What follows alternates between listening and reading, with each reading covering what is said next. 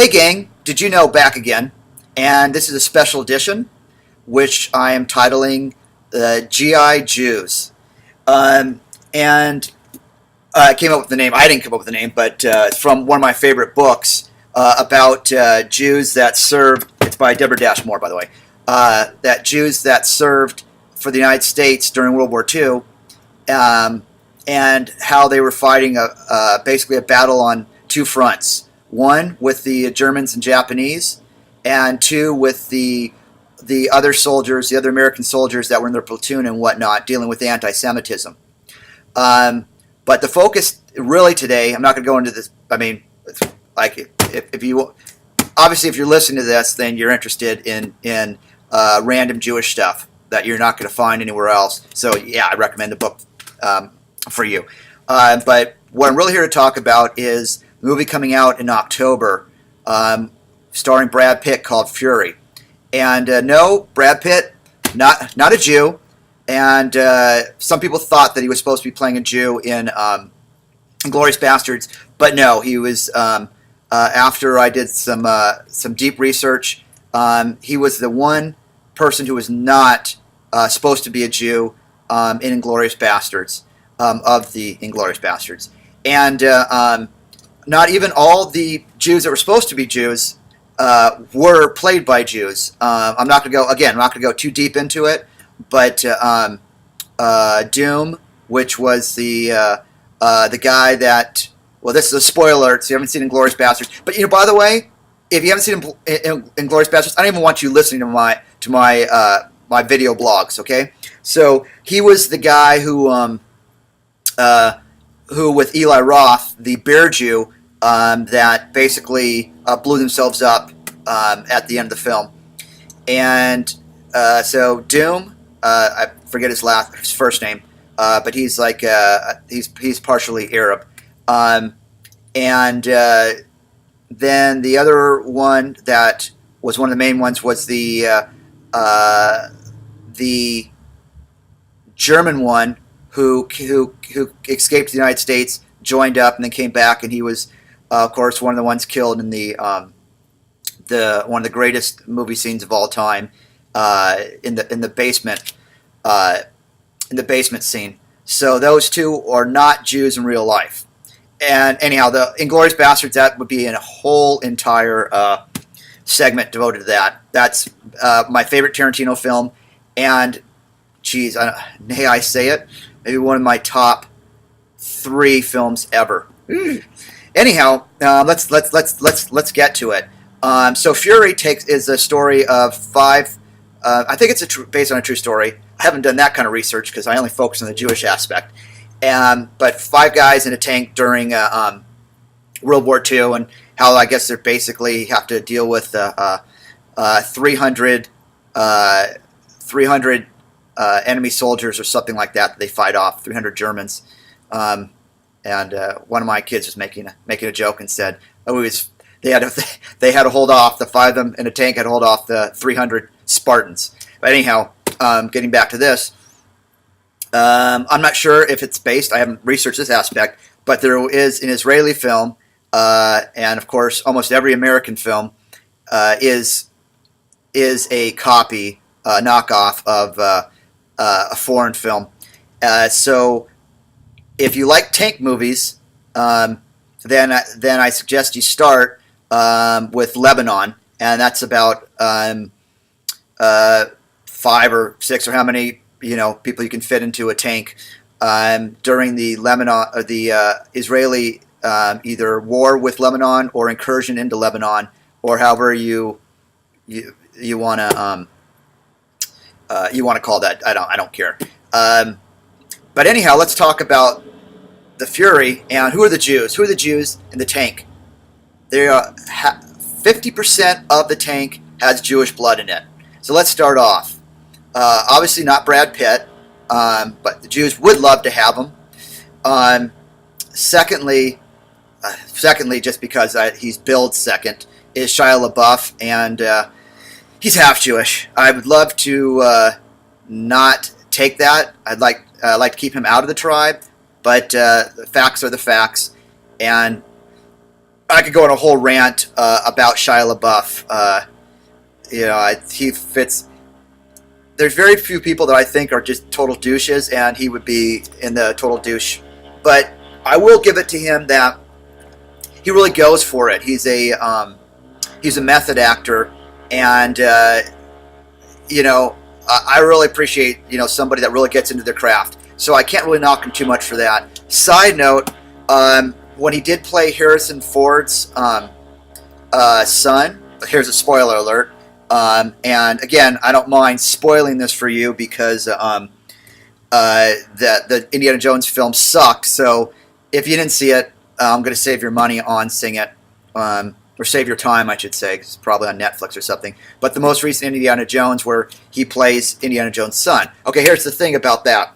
Harrison Ford, even though the Adam Sandler song, which incorrectly says he's a quarter Jewish, he's half Jewish. His mother's Jewish, so technically, in the Jewish religion, he is considered Jewish, but he was non-practicing and blah blah blah blah blah.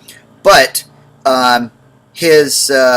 the lady he had the child with in Indiana Jones, she's not Jewish, so so technically the son, which turns out to Shia LaBeouf, should be only a quarter Jewish, but in real life half Jewish. And what's cool, I don't know if Spielberg did this on purpose, but in the original, one of the young Indiana Jones,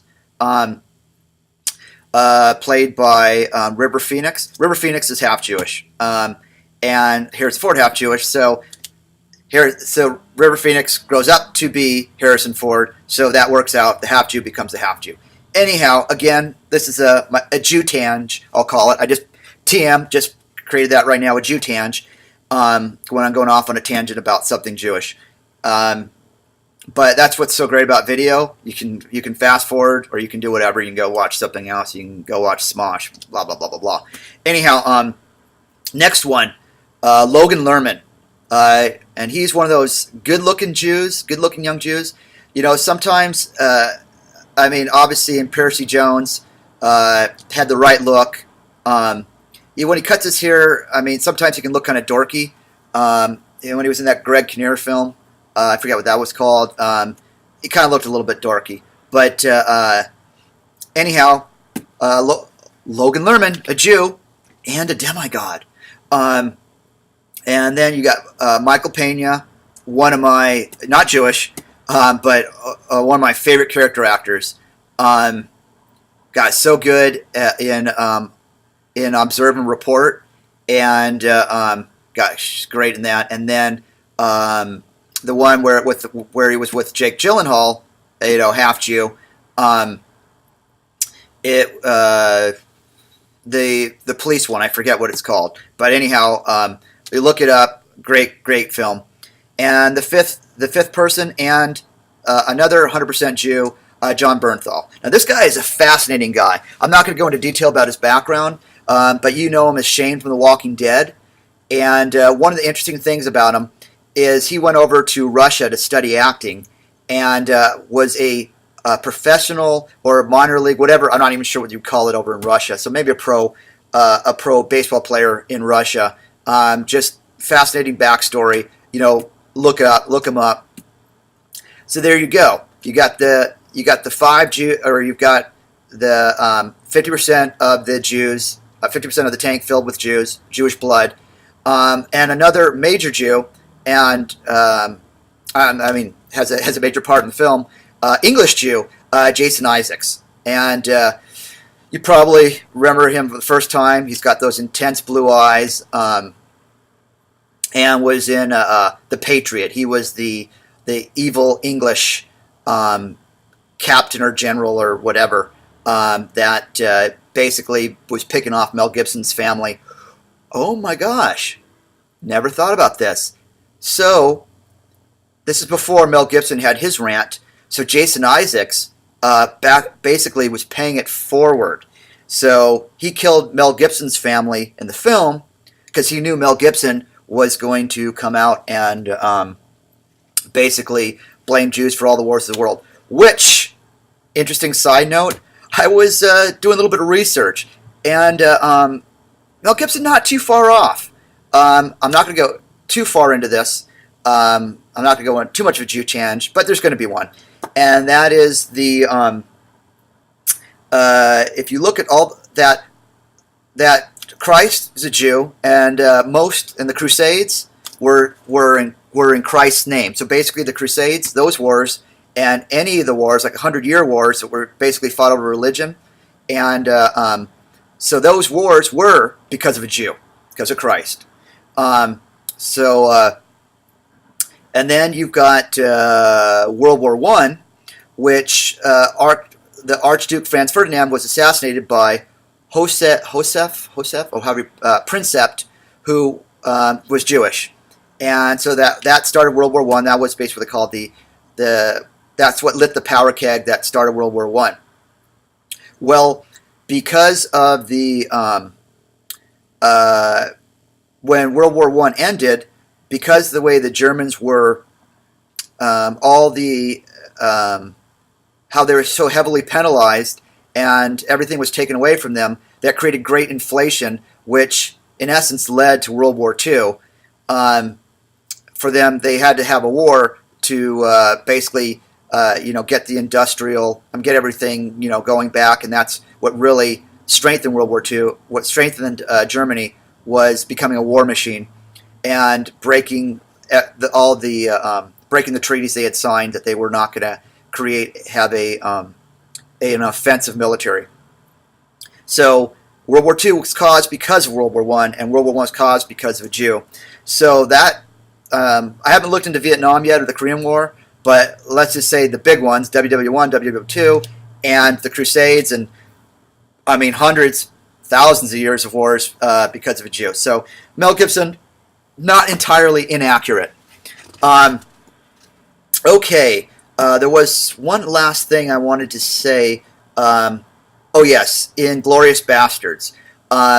So Brad Pitt, some of you think that he was supposed to be playing a Jew because he was a leader in Glorious Bastards, but he was not, in fact, after doing some heavy research, he was not, in fact, supposed to be a Jew. He was just supposed to be a hillbilly, basically.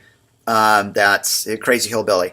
And so, of the Inglourious Bastards, I don't even know if they ever even showed all of them, but of the ones that were featured, for example, I forget his first name, but Doom is his last name. He's the one that, spoiler alert, but you know what? Fuck it.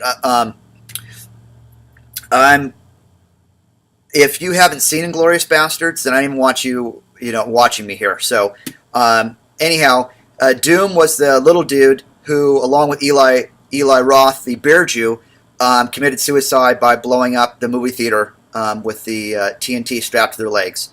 And the other guy who was supposed to be playing a Jew, who wasn't in fact a Jew, was the German that was killed in the phenomenal basement scene. One of my favorite scenes of all time. And he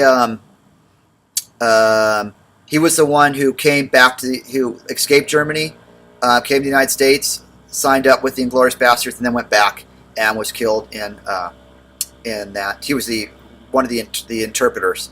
And I could do a whole thing on Inglourious Bastards. In fact, I will do it, so I'm not going to talk anymore about that. Yeah.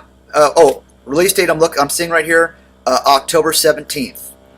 So I will get back to you once I've seen it, and I don't have a tagline. I don't have a going out line yet. Let's see. Until then, keep it Jewish? No. Jew it real? Just Jew it? I don't know. What did you know?